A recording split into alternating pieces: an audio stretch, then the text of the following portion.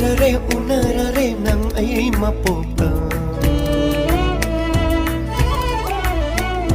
Insinbire thong na halay nung sinauhay na Thamoy na kanjay nang se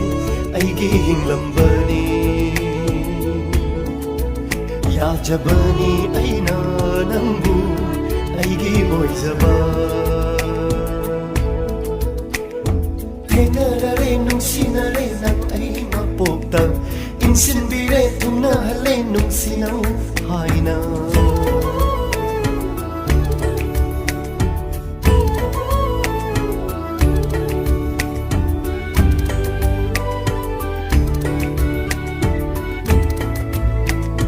Nalaro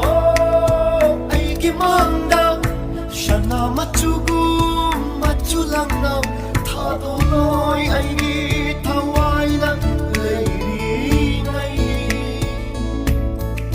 Bigani ay nanangonda ng giyapamba Tadonoy ay gitaway na layringay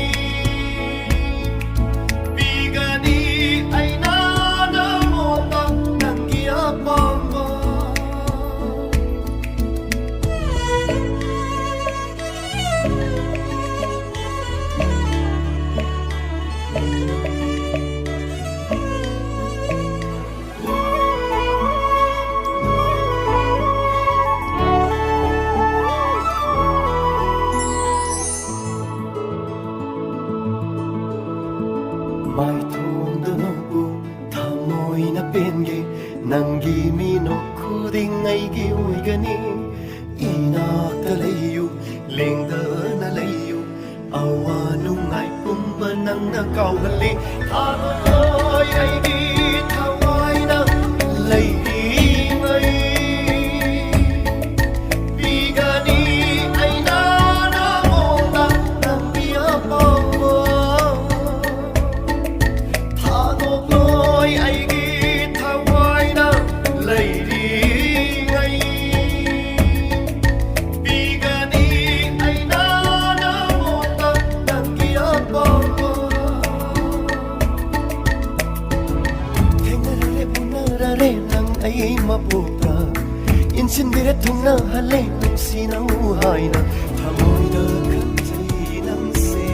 ay gihing lambani Yajabani ay nanang buhay iyoy zaba Tamoy da kanjay nang se ay gihing lambani